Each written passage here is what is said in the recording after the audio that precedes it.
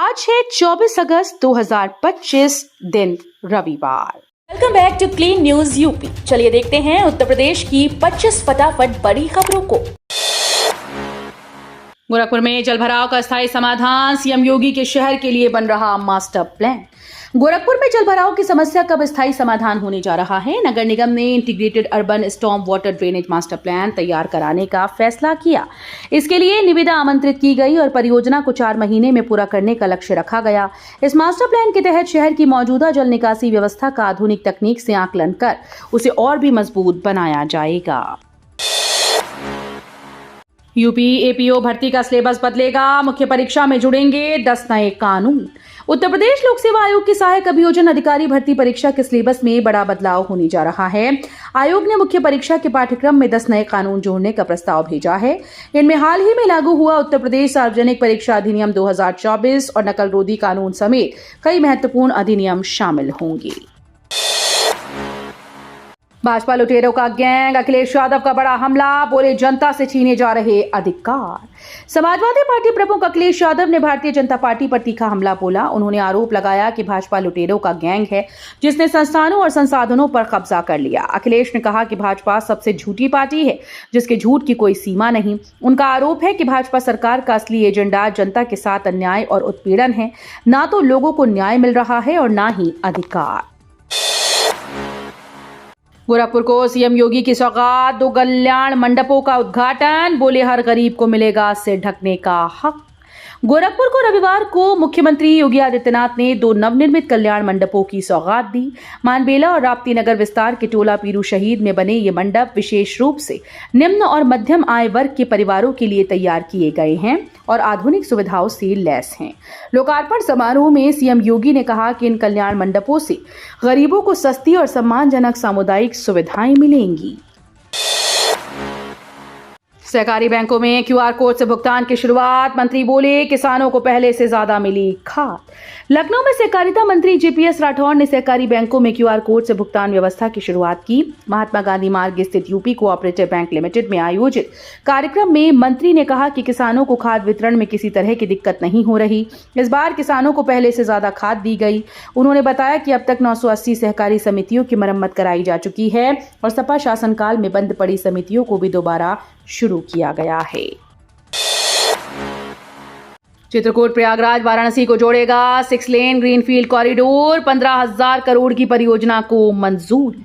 बुंदेलखंड और पूर्वी उत्तर प्रदेश के विकास को गति देने वाली एक बड़ी परियोजना को हरी झंडी मिल गई। चित्रकूट से प्रयागराज होते हुए वाराणसी तक 249 किलोमीटर लंबा 6 लेन हाई स्पीड ग्रीनफील्ड कॉरिडोर बनाया जाएगा। इस महत्वाकांक्षी परियोजना पर लगभग 15,000 करोड़ की लागत आएगी। डिजाइन को मंजूरी मिलने के साथ ही पहली किश्त 10.37 करोड़ जारी कर दी गई। प्रयागराज ग्राम पंचायत करछना को मिलेगी नगर पंचायत की सौगात, 11 राजस्व गांव होंगे शामिल। प्रयागराज जिले की करछना ग्राम पंचायत अब नगर पंचायत बनने की ओर बढ़ रही है। तहसील प्रशासन ने प्रस्ताव तैयार कर जिलाधिकारी को भेज दिया।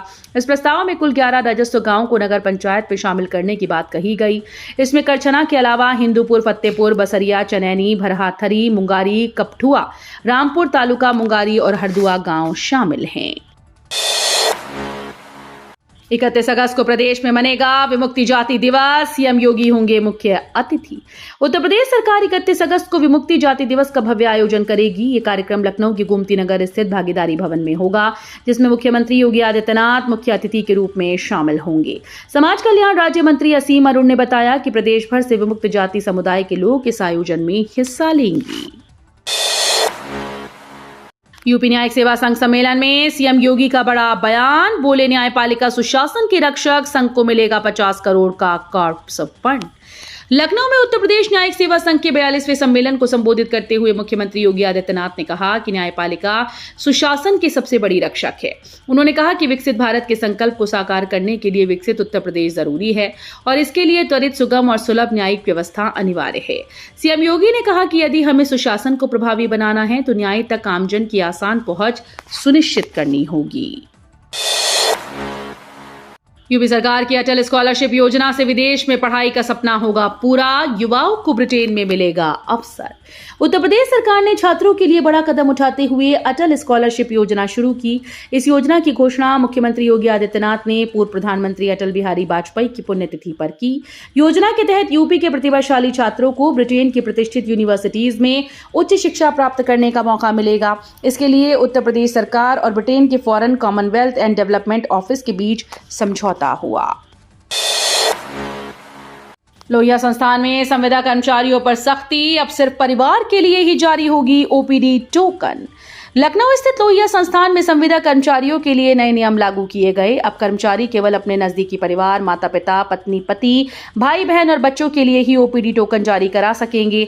परिचितों या अन्य मरीजों को डॉक्टर से परामर्श के लिए टोकन दिलाने पर पूरी तरह से पाबंदी लगा दी गई है। चिकित्सा अधीक्षक डॉक्टर अरविंद सिंह ने 22 अगस्त को जारी आदेश में कहा कि कई संविदा कर्मचारी गलत तरीके से टोकन जारी कर अव्यवस्था फैला रहे थे।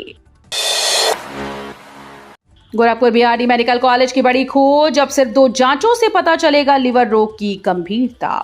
गोरखपुर के बीआरडी मेडिकल कॉलेज से लिवर रोगियों के लिए राहत भरी खबर आई। अब लिवर की खराबी किस स्तर पर है, ये केवल 2 साधारण और सस्ती जांचों से पता चल सकेगा। पहले इसके लिए मरीजों को 7 से 8 तरह की महंगी जांचें करानी पड़ती थी।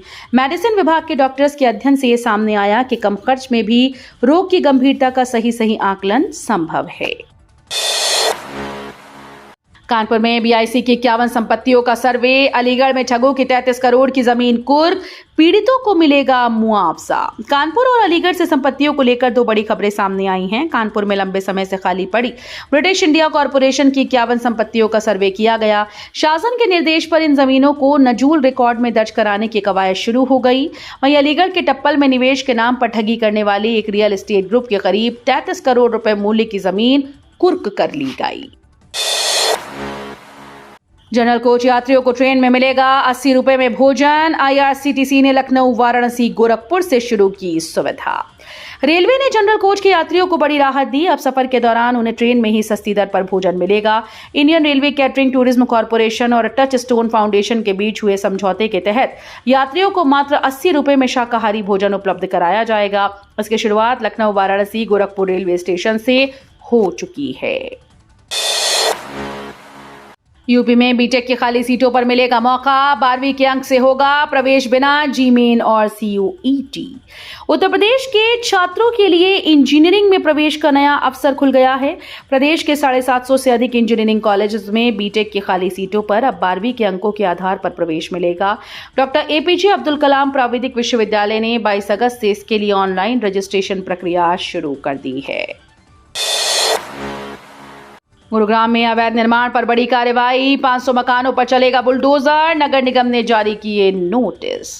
गुरुग्राम में अवैध निर्माण पर अब सख्त कार्रवाई शुरू होने जा रही है। नगर निगम ने शहर में अवैध रूप से बने करीब 500 बहुमंजिला भवनों को तोड़ने के लिए नोटिस जारी कर दिए। अगले हफ्ते से अभियान की शुरुआत होगी। पहले चरण में चारों जोन से 20 अवैध इमारतों को गिराने की तैयारी है। खास बात यह है कि 3 साल में पहली बार नगर निगम इतनी बड़ी कार्रवाई करने जा रहा है। अब तक निगम की ओर से केवल नोटिस जारी कर खानापूर्ति की जा रही थी।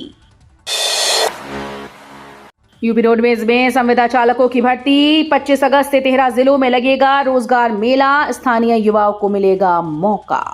उत्तर प्रदेश के युवाओं के लिए रोजगार का सुनहरा अवसर है। यूपी रोडवेज में संविदा चालकों के 250 पदों पर भर्ती की जाएगी।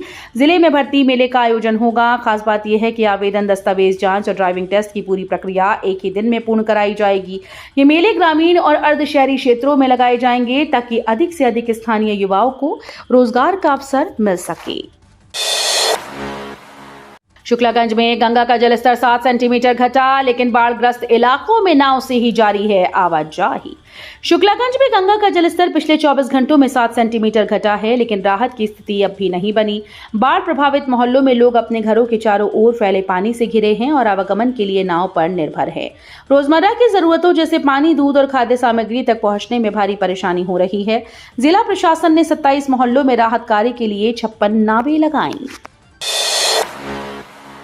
सीएम आशीष कपूर ने कहा, ट्रस्ट को आधुनिक काउंटिंग अपनानी होगी, लापरवाही से पंजीकरण व अनुमोदन में बड़ा नुकसान।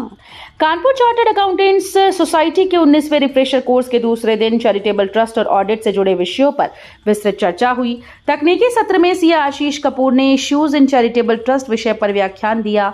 उन्होंने कहा कि धारा 12A(b) पंजीकरण में समय पर आवेदन न करना ट्रस्टों के लिए गंभीर परिणाम ला सकता है। बर्ड फ्लू जांच रिपोर्ट, एक सप्ताह में वाराणसी के 226 पोल्ट्री फार्म से लिए नमूने, 10 लाख मुर्गे बिकेंगे। वाराणसी मंडल में बर्ड फ्लू को लेकर सतर्कता बढ़ा दी गई। मंडल के 4 जिलों से अब तक 2350 नमूने जांच के लिए बरेली स्थित भारतीय पशु चिकित्सा अनुसंधान संस्थान भेजे गए। केवल वाराणसी जिले से ही 777 नमूने लिए गए। हालांकि रिपोर्ट आने में एक सप्ताह का समय लगेगा। इस बीच करीब 10 लाख मुर्गे मुर्गियों की खपत और बिक्री हो जाएगी, जिससे खतरे की आशंका बनी हुई है। मुरादाबाद कमिश्नर आंजनेय सिंह मूल सिक्किम कैडर के लिए रिलीव, 60 दिन अवकाश स्वीकृत, फिलहाल नहीं करेंगे ज्वाइन। उत्तर प्रदेश सरकार ने मुरादाबाद मंडलायुक्त आंजनेय सिंह को उनके मूल सिक्किम कैडर के लिए रिलीव कर दिया है। नियुक्ति विभाग ने प्रतिनियुक्ति की समाप्ति पर उन्हें नियम के अनुसार मिलने वाले 60 दिन का अवकाश भी स्वीकृत कर दिया। वर्ष 2005 बैच के IAS अधिकारी आंजनेय सिंह करीब 10 साल तक यूपी में सेवाएं दे चुके हैं। फरवरी 2015 में वे प्रतिनियुक्ति पर यूपी आए थे और इस दौरान बुलंदशहर, फतेहपुर, रामपुर के जिलाधिकारी रहे। मोबाइल स्क्रीन से दूर मैदानों की ओर लौट रहे लोग, क्रिकेट और पिकल बॉल तनाव व अवसाद से दिला रहे राहत। डिजिटल युग में लोग मोबाइल और लैपटॉप स्क्रीन पर अधिक समय बिताने लगे हैं, जिससे तनाव, अवसाद और शारीरिक बीमारियां बढ़ने लगी। विशेषज्ञों का मानना है कि मानसिक और शारीरिक स्वास्थ्य को बेहतर बनाने का सबसे आसान उपाय खेल है। यही वजह है कि अब लोग नए दौर के खेलों की ओर आकर्षित हो रहे हैं। इसमें बॉक्स क्रिकेट और पिकल बॉल सबसे लोकप्रिय बनकर सामने आए। ये खेल न सिर्फ तनाव और चिंता को दूर कर रहे हैं, बल्कि शरीर को भी सक्रिय बनाए रखते हैं। यूपी चुनाव से 16 महीने पहले नेताओं की परीक्षा शुरू, जातीय समीकरण साधने में जुटे सियासी दल। उत्तर प्रदेश विधानसभा चुनाव अभी 16 महीने दूर है, लेकिन सियासी हलचल तेज हो चुकी है। सत्ता और विपक्ष दोनों ही खेमों में रणनीति बनाने का दौर शुरू हो गया। खासतौर पर भाजपा और उसके सहयोगी दलों के नेता जातीय जोड़ घटाना साधने में लगे हैं। विपक्षी दल भी समीकरण मजबूत करने के लिए सक्रिय हो गए। चुनावी मंचों पर भले ही लोक कल्याण और विकास की बातें हों, लेकिन वास्तविकता जातीय गणित पर टिकती दिख रही है। केंद्र सरकार का बड़ा फैसला, 20 साल पुराने वाहनों के रिन्यूअल चार्ज दुगने, जेब पर बढ़ेगा बोझ। वाहन मालिकों के लिए केंद्र सरकार ने बड़ा झटका दिया। 20 साल से ज्यादा पुराने वाहनों के पंजीकरण, नवीनीकरण का शुल्क दुगना कर दिया गया। नए नियमों के तहत हल्के मोटर वाहनों का रिन्यूअल शुल्क 5,000 रुपए से बढ़ाकर 10,000 रुपए कर दिया गया। वहीं मोटरसाइकिल का शुल्क 1,000 से बढ़ाकर 2,000 और तिपहिया व क्वाड्रीसाइकिल का शुल्क 3,500 से बढ़ाकर 5,000 रुपए हो गया है। यूपी में अगले 2 दिन भारी बारिश, 42 जिलों में येलो अलर्ट। प्रयागराज में रिकॉर्ड 49 मिलीमीटर वर्षा दर्ज। उत्तर प्रदेश में मौसम ने करवट ली है। अगले 2 दिन प्रदेश के कई जिलों में भारी बारिश के आसार जताए गए। मौसम विभाग ने 42 जिलों में येलो अलर्ट जारी किया। लखनऊ मौसम विज्ञान केंद्र के मुताबिक आज और 25 अगस्त को मेघ गर्जन के साथ तेज बारिश होगी, जबकि 29 अगस्त को भी बादलों के बरसने की संभावना है। आज को प्रयागराज में सबसे ज्यादा 49 मिलीमीटर बारिश दर्ज की गई। तो ये थी आज की 25 फटाफट बड़ी खबरें। अगर आपको न्यूज पसंद आई हो तो वीडियो को लाइक और शेयर जरूर करें। धन्यवाद।